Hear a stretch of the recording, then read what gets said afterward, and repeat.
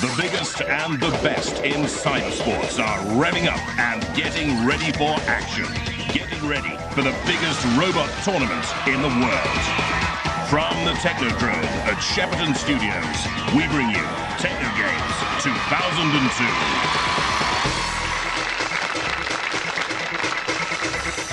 Welcome to Techno Games, our mission to boldly go where no robots have gone before. This is day 7. That's not football. Take a look at the Techno Games assault course. There's robot pride at stake in the tug of war. We have our first swimming quarterfinals. The last of our shot putters. There's mayhem in the heavyweight sprint semi. And a race to the top in the final of the natural rope climb. And giving us their analysis today and for the rest of the games are our resident Techsperts, Professor Martin Smith of the Technology Innovation Centre of the University of Central England and Professor Noel Sharkey of Sheffield University and Director of the Creative Robotics Unit at Magna. Now, in a moment, we're going live to the second of today's quarterfinals in the assault course. But first, let's see who took to the terrain and who fell by the wayside in the heats. Just dribble it in, and now it's the tyres. Wolf finds a way through and gets to the finish. Cat's Whiskers is about to score. He knocks that out of the way as well as the bricks, pushing the tyres out of the way. Oh, good positioning by Smash and Grab, takes it over the ramp. The goal is scored. Smash and Grab goes through the tyres, driving through. And Sprocket claims the high ground. Big Bro gets through on the inside. Beautiful goal scored though. It's with Big Bro, who makes light of the task. Barry Davis took a look at what happened in today's first race. First quarter-final features the Cat's Whiskers from Addleston in Surrey. In their heat, they took 72 seconds to beat Stonosqua. In contrast, Wolf beat AAT in 32.94 seconds, so the favourites are the team from Swanley. Hi, I'm Keith, this is George, this is Julie. We're Team Cat's Whiskers, and I think we're going to do very well because we've got great traction, great manoeuvrability and big heavy motors. Hi, I'm Gareth, I'm Team Captain. This is me mate John, and together we built Wolf. Nice and nippy, 2 wheels together like that, straight in the centre, easy to get round those concrete blocks. We ain't going to have no trouble with this assault course, we're going to win.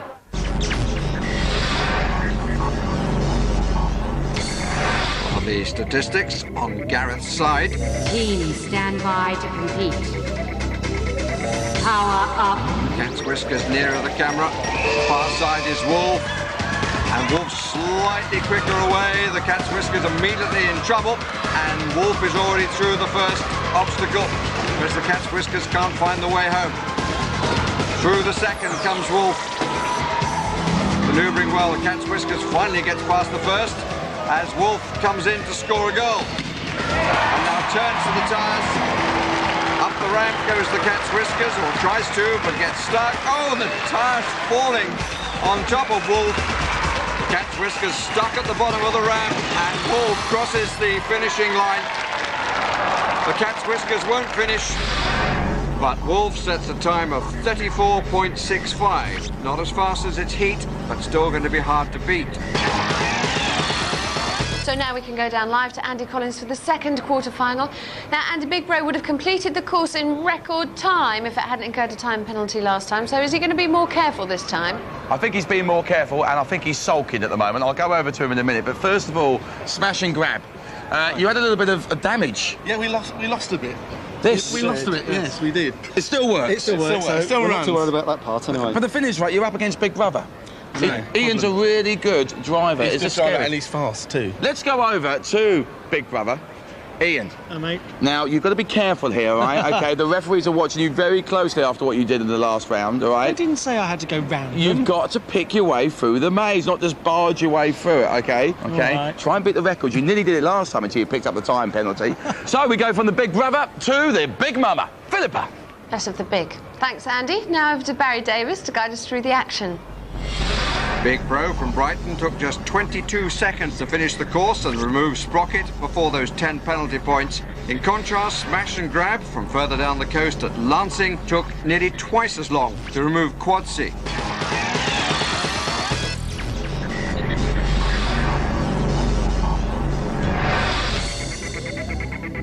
Teams stand by to compete. Power up. They leave the line together. Big Bro trying to find a way through, both of them having problems, and Big Bro a little sluggish by previous standards, now finds the opening, and then slows down, and clearly not all is well, and up comes Smash and Grab, and gaining on Big Bro. She's strangely slow.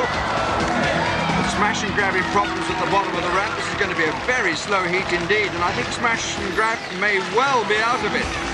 But this is a very strange performance by Big Bro. It's as though we're watching it in slow motion. The struggle continues as it comes to score a goal. Smash and Grab clearly out of it, can't get going again. Now the tyres, oh, and a problem there. The power doesn't seem to be with Big Bro today. Taking a very long run as a second attempt. And just about makes it, reaches the finishing line, to the enormous relief of Ian Watts.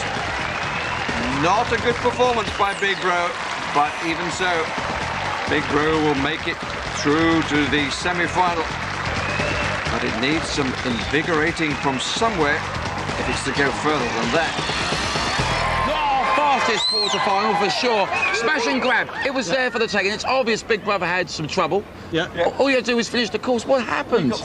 We got stuck on the ramp. In actual fact, the piece of metal that fell off was supposed to stop us doing that. Gotcha. So, So we needed it after all. so we did, yeah. So it's all gone wrong. And it was there because it's all Big gone Brother wrong. was in serious difficulty. Let's find out what was wrong. You were so slow. I know, I've got a dead battery.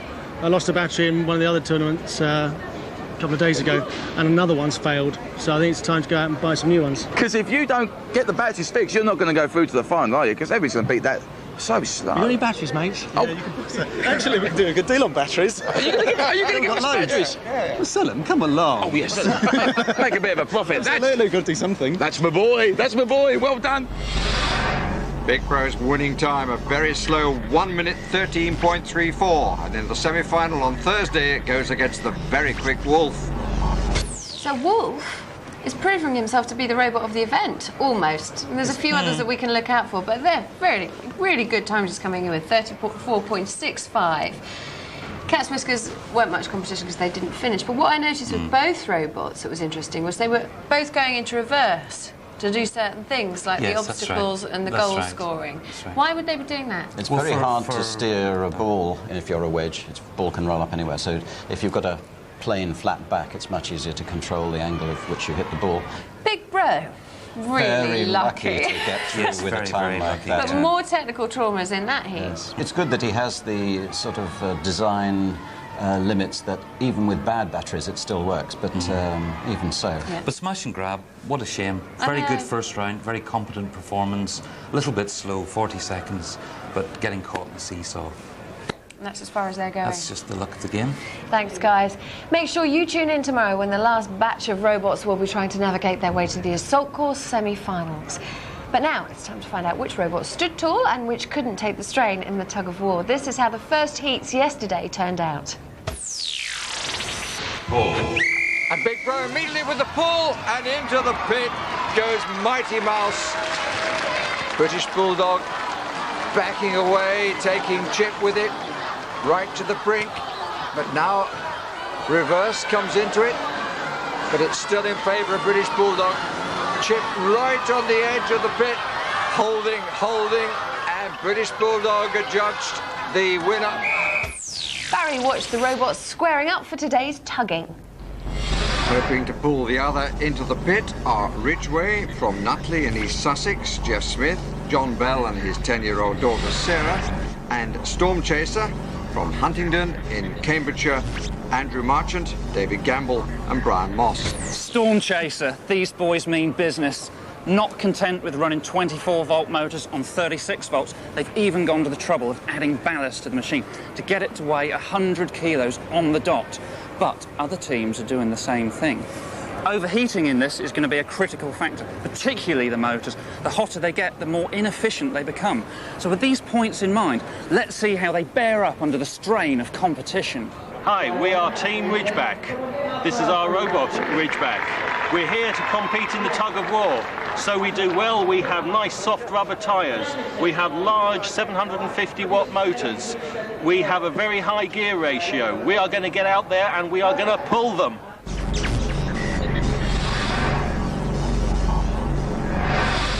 If you're not confident in tug of war, Team, stand by to compete. you have no chance at all. Power up.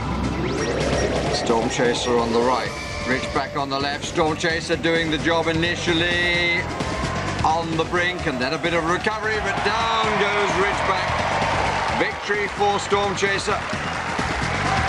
Didn't take too long. Ridgeback resisting for a while, but then unable to withstand the pull. The winning time, 7.09 seconds, not to compare with Big Bro's 2.22 yesterday, but even so, Storm Chaser in the semi-final round. This now is Hellbound from Yelverton in Devon, the Wilkinson family led by Father John, and their opponent is Sprocket from East Farley in Maidstone in Kent with Captain Mick Reed. This is Sprocket. Good, strong, pulling power robot, four-wheel drive, going in for the tug of war.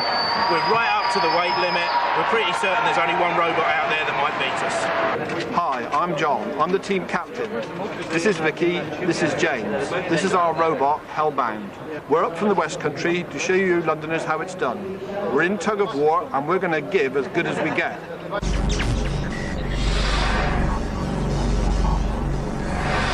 Hellbound at 91 kilograms. Team, stand by to compete. Sprocket at 88. Power up. Hellbound on the left, and Sprocket with the quick early pull. Good anchor put on though by Hellbound. But slowly but surely, Sprocket pulling Hellbound into the abyss. All right on the edge and down. Finally it goes. A very, very good contest. London in the end, not a happy hunting ground for the team from Devon. They resisted strongly and looked for one brief moment as though they might turn it here, but it proved a false storm. Longest contest so far, 15.22 seconds, and the semi-final lineup has Storm Chaser against British Bulldog and Sprocket against Big Bro. Right, that was very exciting, and I think I know why. Well, you two think you know why. You two think you've already seen the finalists, don't you? It's very quick and easy. Definitely Storm Chaser and Sprocket. Storm Chaser and Sprocket, they you will reckon, definitely be in the finals, final. yeah. It seems to me that the ones that are four-wheel drive have got a big advantage over the two-wheel drivers. And as well, the four-wheel drive people have been rather more clever, and they've used a much higher gearing. They both used it around 20 to 1, whereas the other two guys have used about 10 to 1. So they're going to get a lot... there's a big difference in that respect. There's a big weight difference in that race, so 26 kilos for Storm Chaser over Ridgeback and 36 kilos for Sprocket over Hellbound. Right. So a big weight difference makes a vast difference in this game. These ones particularly are Robot Wars contenders, aren't they? They're big, heavy robots that are built for fighting. And does that help them or hinder them? That hinders them in this case, yes, because really you just want a very slow speed machine with a lot of turning force. You don't need particular robustness or lots of weapons on heavy metal or anything like that, well, as long as it's in the weight limit. If you were designing a robot for this event, what would you design? Very high gear ratio, so move very slowly, and either treaded wheels or maybe spiked snowshoes on them, that kind of thing. And what would it be called? The winner. The winner. We like it. Thanks, guys. And tune in tomorrow to see all the action live from the Tug of War semi-finals. Of course, later in tonight's show, we'll be going live to the final of the natural rope climb. But right now, we've got round 2 of the swimming about to start in the Technodrome pool. Let's take a look at the bionic boatmen who made it this far. Molly Nessie Green with a finishing time of 41.3. And K9000 does get away. Doggy Paddle Deluxe comes in 16.34, a new world time. Hypocrite is coming in alone. It's time now to go live to the pool where Andy's with the swimmers. So, Andy, what's the atmosphere like down there? Well, Philippa, the atmosphere has actually changed because when we first started, it was all smiles and happiness. Now, they're not smiling, they're blinkered, they're locked in because they know this is the serious stuff. They know that there can only be one winner, and that one person will, of course, go through to our grand final and a chance to play for that gold medal. So, are you allowed to tell us who your money's on then without getting punched? I will, because I'm going to run away once I tell you. My money is going to be on doggy paddle. OK, run away! This is Hypocrite in lane 1 from the Westgate Community College in Newcastle upon Tyne. Won its heat in 28.25. Molly Nessie Green from the Hazel Grove High School also won its heat, a time of 41.3. K9000 the second was only a runner-up in its heat, comes from Downshire School in County Antrim in Northern Ireland. Doggy Paddle Deluxe set a new world record in 16.34 seconds in winning its heat, comes from Eastbourne. It's a family team. I'm here with K9000. Now it's a simple crank and paddle mechanism machine. Now these boys competed last year, but they're back this year with a more powerful motor in the drill. We've got a higher gear ratio here, a little bit more streamlining on the hull, and I think these guys are hopeful of an early victory in the heats. Hello, my name's Kalim Halim. We're the team from Hazel Grove High School. These are my team members, Rebecca and Kim Dean, and this is our swimming robot, Molly Nessie Green. It is a brainchild of Rebecca here, who wanted to create a monster which had animal-like movement, so we decided to go for the Loch Ness Monster. The face comes from Ali G, but it's too ugly to be Ali G, so it ends up being Halim G, which is me. We are the Doggy Paddle Deluxe team. This is my dad, Stephen, and my brother, Joshua. And this is our robot, the Doggy Paddle Deluxe. This robot is based around a radio-controlled car chassis, much shortened, to operate a couple of paddles through some cranks, and it seems to operate reasonably well. We're quite happy with it.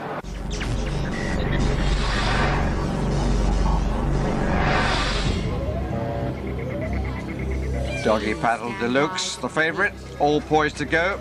Interesting if it does win to compare its time with Marlin of yesterday. And it's Doggy Paddle Deluxe that takes the early lead, pressurised though by K9000 the second, who's battling well, but Doggy Paddle Deluxe from the outside lane has clear water.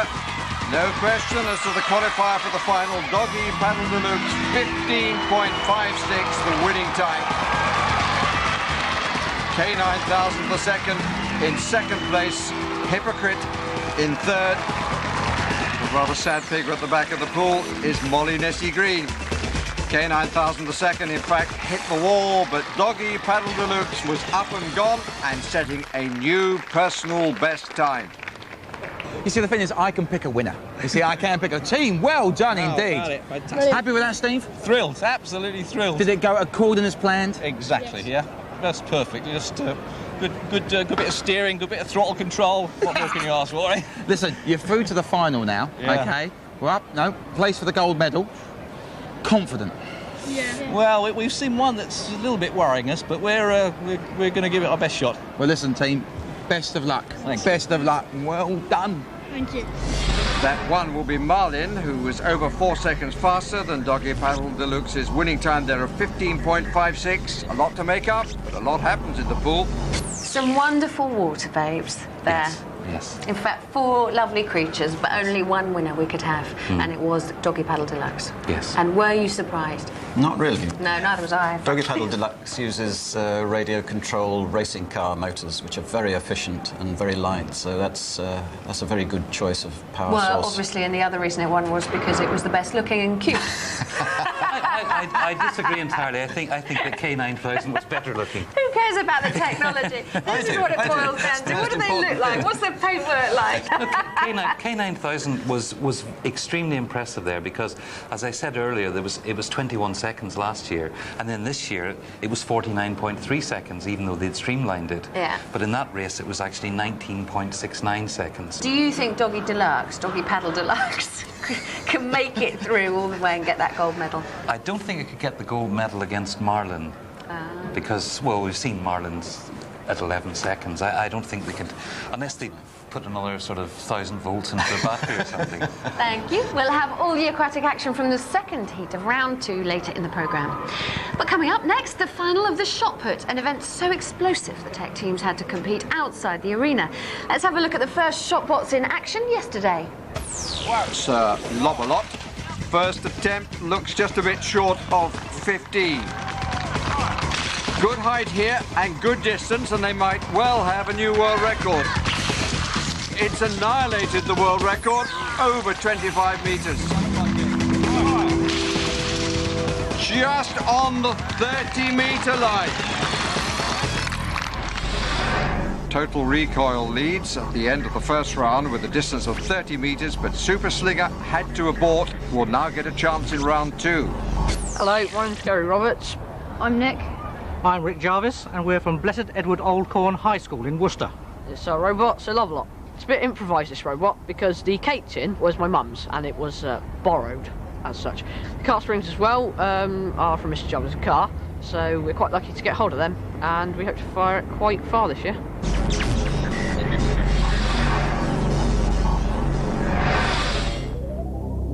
Coming from 4th place, 14.6 last time. It's better than that. It's over the 15, and indeed I think over 16 metres. Better balance between height and distance this round. 16.4. 16.4 metres. Armstrong 2, 15.6 yesterday. They've now been displaced in 3rd place. OK, Brian, you've really cranked it now, but there's been a little bit of a technical hitch. What's gone wrong, mate? Well, it's a used spring, and so we didn't know what quality it was, and I overcranked it, and I've split some of the fibres off. There's a little bit of energy left, but not a lot. So is this going to affect performance big time? I don't know. We'll just have to see. Well, they need to improve on that 15.6. They're to take a medal. 1, fire. And the shot doesn't clear the circle. They had a similar problem last year, this time up off the roof and straight down, but no injury sustained. What went wrong there? Well, we had the launch power, but we didn't have the horizontal power. The front, as you saw, broke and prevented it going forward. Now the leaders after round 1, Total Recoil from Leicestershire. And it's another good put. Not quite as good as yesterday, short of the 30-metre mark. Very consistent. Nice, easy action. Good trajectory. And fired from 45 degrees, a distance of 29.2 metres. Brilliant, great. I mean, yeah. First time invented, and we've beat the record, so can't ask further than that. Yeah. No, I don't think so. Excellent. This is what happened to last year's champions yesterday. Just had to abort. Too much tension. We've had a slight adjustment to the safety pin mechanism, so now it's running quite freely. We've just tried it with the maximum, well, towards the maximum number of springs, and it started tightening up again. So we're leaving it as it is. We're going to have a go now. Let's hope they have better luck this time. Great height, and they're on the board with a distance short of the 25-metre line. Just the one throw counting for Super Slinger. Springs flying away, the shot going higher than Total Recoils did, and the distance is 23.9. Less height, they might have got greater distance. Well, I'm quite happy with that because we didn't use all the springs. If we'd used all the springs, I'm sure we would have won. As it is, it's bronze this time for last year's winners, Super Slinger. Blisteringly better by far, no throw in round 2, but they take the silver. Total Recoil, the gold. So gold and silver both held there from the first throws. But Yes. what we saw in this second round was a new bronze, which we probably didn't expect, did we? Well, they managed to fix their pin problem, so Yeah. they got the safety pin out this time. And then we could see what it could really do, which was impressive. 23.9 metres, that was with the 6 springs, so with the 28 springs it could have done really well if they can fix the safety pin problem. And Salobalot, was interesting as well, because we talked about angles after the first throws. That's right. And it comes up again here in the second throws. Well, it was at 60 degrees angle, so if they'd been at 45 degrees, they could have done better. If they'd gone to 45, they'd be 15% better, but they'd need to be 45% better to have got a medal. It's interesting to note that they're all springs this time, and springs are much more efficient at releasing their stored energy than elastic bands stretched over pins. Anything else that particularly caught your eye in that last? Well, total recoil. It was consistent, wasn't it? It was consistent, 30 metres yeah. exactly. But they said that they got 26 metres in the test, so they were doing 4 metres better than the test. Okay, so they got 29.2 in But the again, 30 it was like they had to use a big winch handle to compress the spring, which was a car suspension spring. So again, if we used more car suspension springs like that, compress them, it could go an awful lot further, really. So someone who wants to have a robot lob a ball right across the park, what do they need to be doing? Make sure they're 45 degrees, make sure they're using springs, and not the leaf springs in cars, because they're designed to have a little bit of damping and absorption. The compression or extension strings are better. Thank you. Now it's time to fish out some more finalists in the swimming. Let's take a look at how the competitors made it to the second heat of round 2. Roboduck going with great deal of quack. Tad 1 wins. Hydrojuice coming calmly home to take the second qualifying place. A game performance from Leggy Peggy, but Tango the winner, 21.07. Now it's over to Barry with the lowdown on the teams and machines. Lane 1, Leggy Peggy from Paynton in Devon, runner-up in her heat and a time of 27.03. Hydrojuice was also a runner-up, but in a faster time of 24.09. Comes from the Leasden Church of England Junior School in Gosport, Hampshire. Roboduck in the middle lane is the fastest in the field, winning its heat in 19.40. Comes from Essex. Tango was just a little slower, 21.07, the entry of Harrow School in Middlesex. And in the outside lane, Tad 1 from the Harwich School in Essex, also a heat winner, but in 47.19. Hey, I'm with Tango. Look at the size of this beast. This is huge. Now, these boys are using a 12-volt and a 24-volt system. They've got a crank-driven flipper assembly. Look at this, full-size divers flippers. Big, powerful servo on the rudder here. And check this out. They're using the same motor that we do in Razor. Maybe with this, they're destined for a little success. Hi, I'm Matthew Kirk, this is Ryan Webb and this is Custom Quinn, and we're Team Hydrojuice from Leasland Junior School. This is our robot, and it runs on 4 NiCad batteries, which runs the motor, which goes to the flippers. Our original design only had 1 motor, but this one's got 2 for added power. We're quite optimistic about how we're going to do in the race. My name's Paul, this is Stuart, this is William. We've spent 6 months designing this tadpole. It's based on the swimming action of a tadpole or a fish. We tested it in the local boating pool and it's proved to be very successful and very popular with the local swans. Hi, my name's Bob Davis. We're Team Davis, and this is our entry, Roboduck. Roboduck is a flipper-powered swimmer, bicycle crank to operate the flippers, twin motors for added power, and on the front we have our mascot here with his demonic red eyes.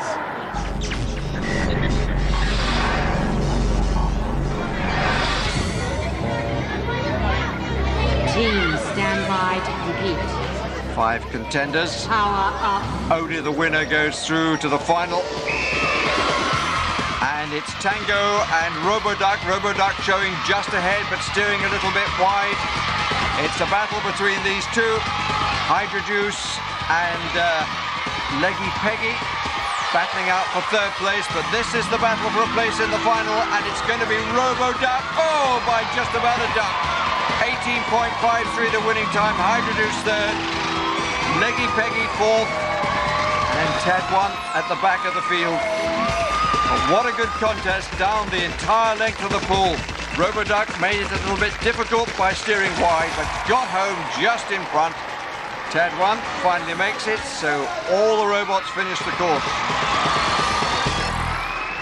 If you were a gambling person, you would put your money on Tango. Why? Well, because they're the experienced team. They've been here before. You wouldn't put your money on the new boys, the new team. But they've come here and they've beaten everybody, and you're through to the final. Bob, your feelings? Excellent. It was such a close race. Was there at any time a moment of doubt that we're going to lose this? Well, at the very last moment there, we couldn't quite decide whether it's us or Tango, and it wasn't until the judges finally gave their decision that we knew we'd actually got through. Well, congratulations, you're through to the final. We're all looking at you now thinking, you could do this, you could be gold medalists. Well done, team. We'll see you in the final. Need to quicken up a little bit in the final, I suspect, but 18.53, good enough to give RoboDuck a place among the last 4.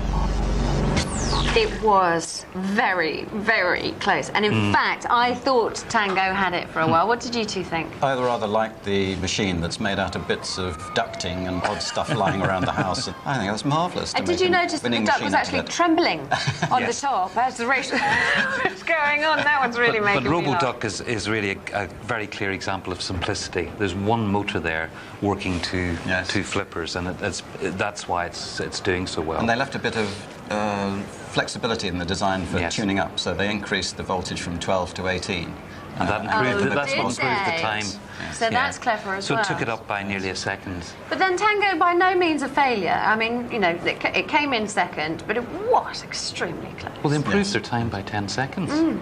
I don't know how they did that. We don't know. Well, that's a big increase. Peggy Leggy, a bit disappointing for us all, though. Yes, well. I think she was tired. She was just tired about her. Yes. Well, now she's out. Yes, that's true. Yes. Thank you very much. Thank you. There'll be more swimming semi-finals coming up on Thursday, and if any of today's robots have inspired you, you can check out all the tech specs of top featured competitors at the Robot World website. But right now, the robots are evolving out of the water and onto dry land as we take a look at the second semi in the heavyweight sprint competition. But first, let's check out how the big guys made it this far. But Ulysses puffing away at the smoke like Widow, getting nowhere fast, and a nice bit of straightening up as it comes to the finishing line. Ulysses wins. Poor Rabbit's being shaken around a little bit. Clodhopper might qualify for the next round. Finishes in 1:28, the toe cap over the line. It's that time again, folks, to put on your hard hats and run to the bunkers, because we've got two of the loudest, craziest and scariest robots on the track. Clodhopper, you're about 30 seconds slower than Ulysses. How are you going to make that time up? I have no idea. No idea. You've got no big words for me now, mate, have you? So you had a bit of direction problems last time. Are you able to correct that? No. You saw that bit? No. No. No, once again, no. It's a big nose here at all, lads. Let's go over here to the Ulysses team. Now, guys, the workings inside your robot, you know, like your grommets and your noggins and stuff like that, must take one hell of a battering. Sure, look, I had to look what happened the last time. It took half the arena out, really. It did take half the arena, and I noticed that you sort of like veered off to the left. So we've put you as far right as we can now, OK? Give you a bit more track to play with. The eyes fell off, so I couldn't see where it was going. Right, right. I told you, we don't control it. OK. Have you managed to do the running repairs? You got that all fixed up now? We hope so, yeah. OK, guys, remember, one of you is going to go through to the final. Best of luck. Ulysses are the defending champions. They come from Dublin, and their winning time in their heat was 42.47 seconds. Clodhopper took rather longer, 1 minute and 28 seconds for the team from Bideford in Devon.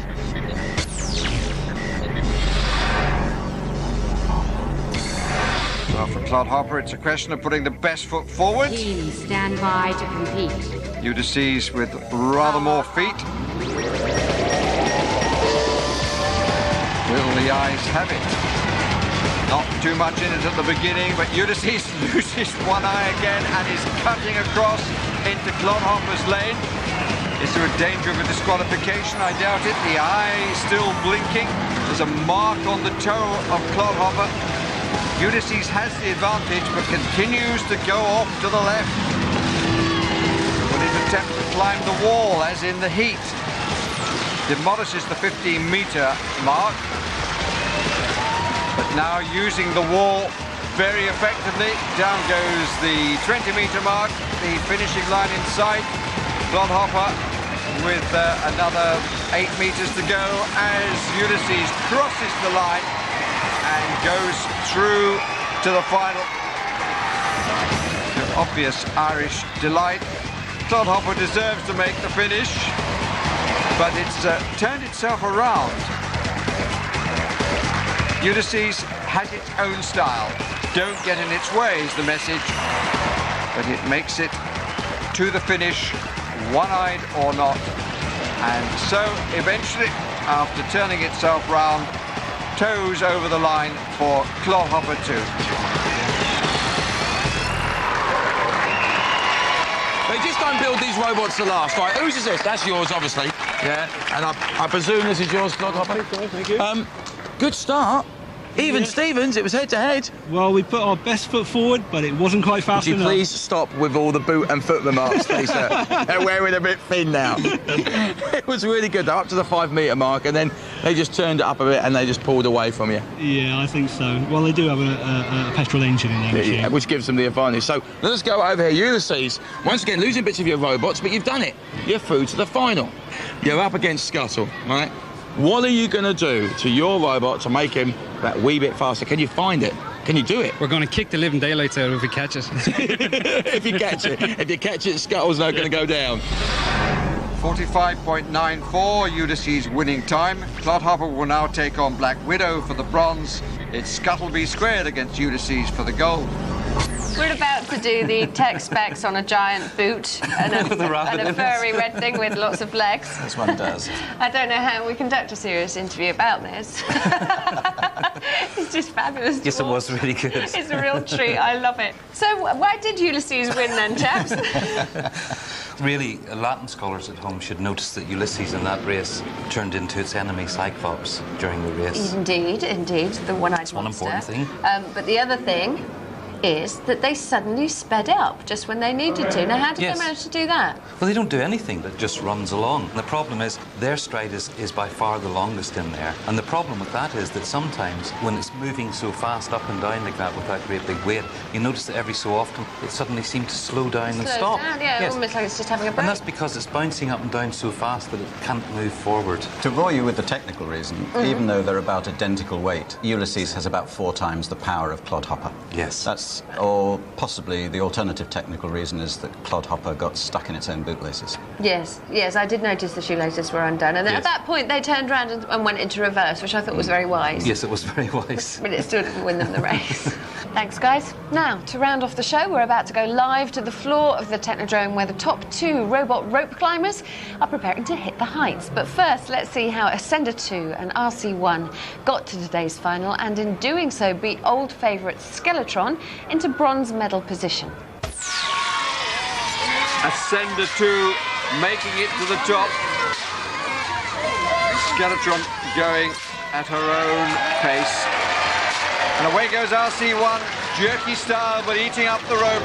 Rather more sedate from the opposition.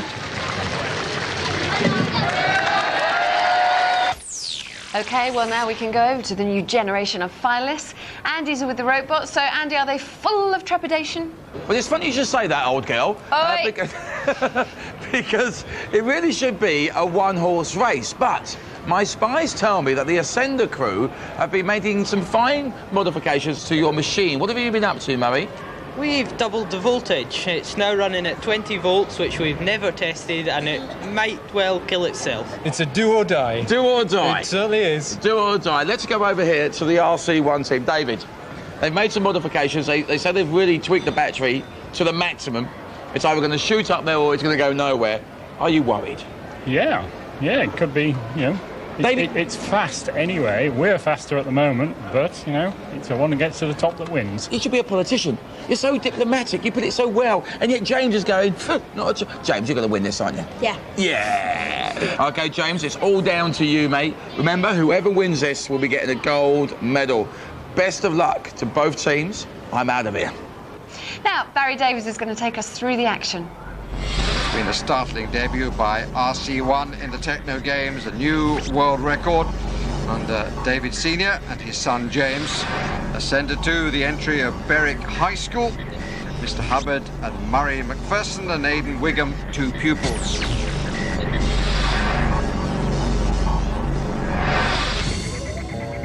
Will the gamble of increased power pay off? Or is it to be a new world record? Time to beat 8.94. Away they go. Very quick start by RC1. Good battling though by Ascender 2, but RC1 is going to win it against the clock, and it is a new world record. 8.53. Ascender 2 has come to a halt, but just look at the simplicity of this style for RC1. Ascender 2 did its best, but there was no beating this little robot. And eventually, Ascender 2 ran out of power. This event has brought us everything. We've seen legend robots get beaten and world records smashed like it's going out of fashion. Time now for the medal ceremony. Over here we go to the bronze medals to give them to the old girl. And I know Philippa will be very pleased indeed because she's a great fan as well. Skeletron, there are the bronze medals for you, team. Well done. As for the silver, that goes to the Ascender team. Souped it up. At the end of the day, it just broke down, but you've got some silver medals. I hope that makes up for it. Well done, guys.